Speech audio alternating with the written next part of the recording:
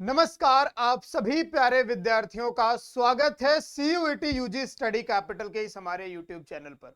आप सभी को मैं बता दूं, सीयूईटी यूजी का एप्लीकेशन फॉर्म की जो लास्ट डेट थी वो समाप्त हो गई है।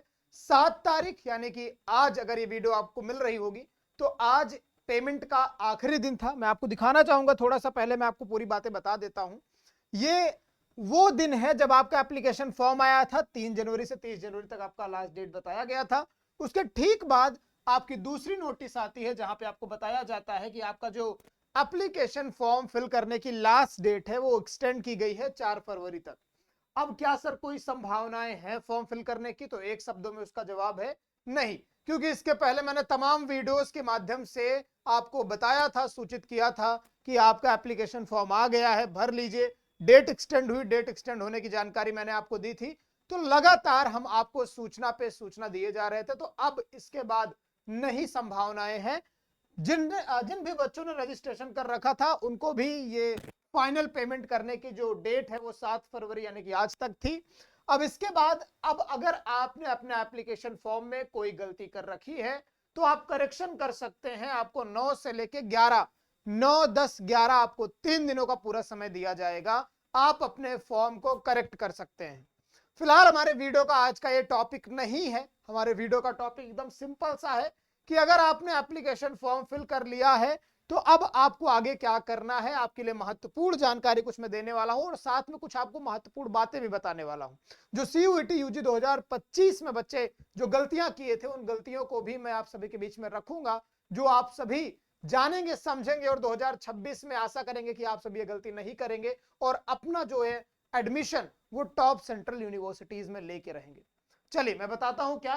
तो सबसे पहले चीज, तो अगर आप चैनल को सब्सक्राइब नहीं किए हैं, हमारा कोई पहला वीडियो देख रहे हैं, तो चैनल को सब्सक्राइब करके बेल नोटिफिकेशन प्रेस कर लीजिएगा।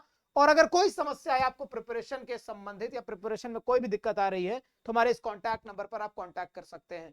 प्रिपरेशन के लिए आप हमारे सीयूईटी स्टडी कैपिटल के एप्लीकेशन को डाउनलोड करिए।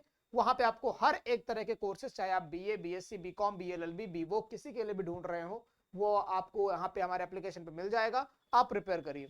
फिलहाल अगर मैं आपको बताऊं एग्जाम डेट की एक छोटी सी जानकारी देते हुए चलूं आगे, तो आपका जो एग्जाम है वो 11 से 31 मई के बीच में होने वाला है।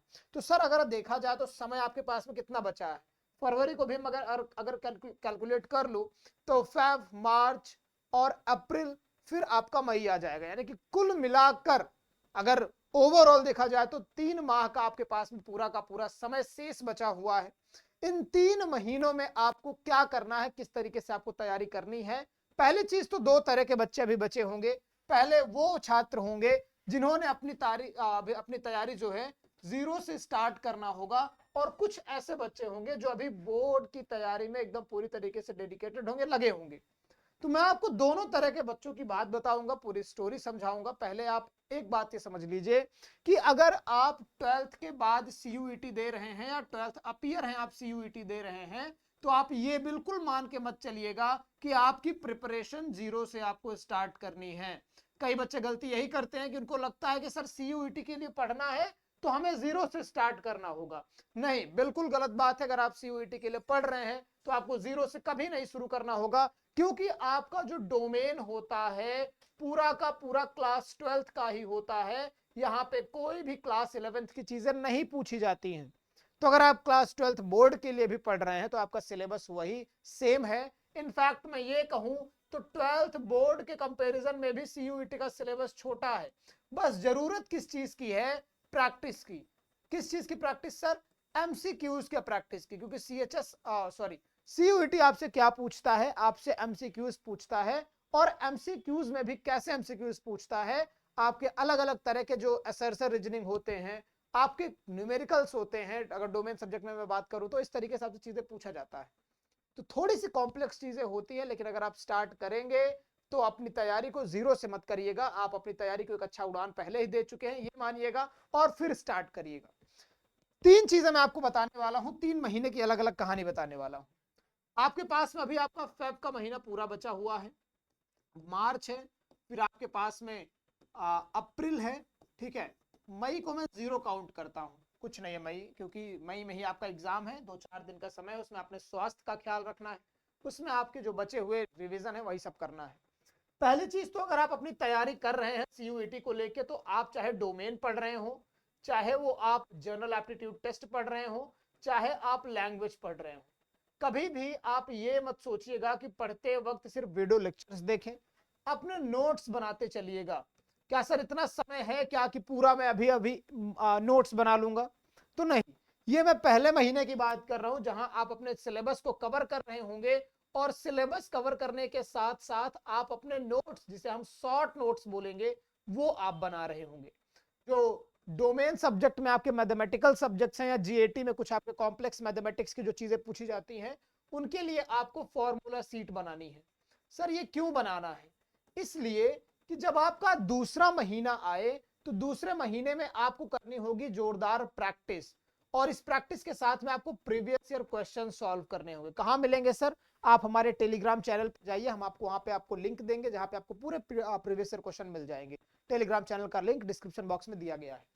पूरे प्रीवियस ईयर क्वेश्चंस की प्रैक्टिस करनी होगी आपको, और आपके जो वीक टॉपिक्स हैं उन पे फोकस करना होगा। ये चीज तो पहला महीना आपको सिलेबस टारगेट करना है, दूसरे महीने में आपको पीवाईक्यूज और वीक जो टॉपिक्स है आपको वो टारगेट करना है।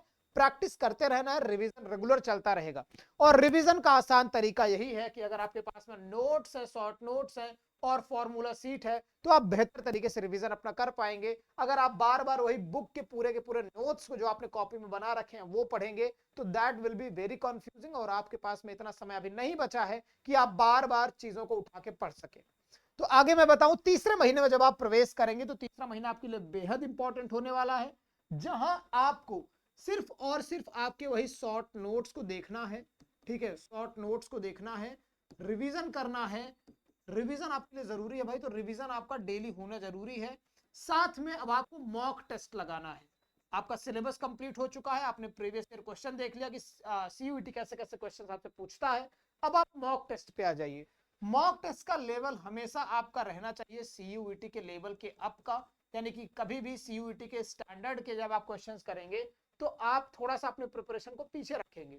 सीयूईटी से एक स्टेप अप करके अपने मॉक टेस्ट को आप प्रिपेयर करिए, और इस तरीके से आपकी जो सीयूईटी की प्रिपरेशन होगी वो बेस्ट हो जाएगी 3 महीने में। और 3 महीने के बाद जो आपके पास में बचा हुआ समय बचता है, उसमें सिर्फ और सिर्फ आपको करना क्या है, आप अपने नोट्स को देखते रहिए, अपने फॉर्मूला सीट को देखते रहिए और रिवीजन करते रहिए। इसके अलावा नई चीजों को पढ़ना बिल्कुल नहीं है। लास्ट महीने में सोचेंगे आपकी नई नई चीजें पढ़े, नई नई चीजों को सीखें, तो वो आपके लिए ज्यादा गलत हो जाएगा और वहां पे आप लैग कर जाएंगे। तो फिलहाल आज की इस वीडियो में बस इतना ही। अगर आपने फॉर्म फिल कर लिया है तो पूरा का पूरा फोकस तैयारी में लगा दीजिए और फोकस्ड हो जाइए, क्योंकि अब जो है समय ज्यादा दिन नहीं है। यही 3 महीने हैं जो आपके लिए निर्धारित करने वाला होगा कि आपका एडमिशन सीयूईटी के थ्रू टॉप यूनिवर्सिटीज में होगा या किसी नॉर्मल यूनिवर्सिटी में या किसी कॉलेज में आप अपना एडमिशन लेके अपने आप को संतुष्ट कर पाएंगे। तो अगर वीडियो समझ में आई हो तो कमेंट बॉक्स में कमेंट करके बताइए स्ट्रेटेजी कैसी लगी, और फॉर्म फिल करने के बाद आप तैयारी कर रहे हैं या नहीं, ये बात कमेंट बॉक्स में लिख के जाइएगा। अभी के लिए ऑल द बेस्ट, मिलते हैं नेक्स्ट वीडियो में। Bye bye, love you all.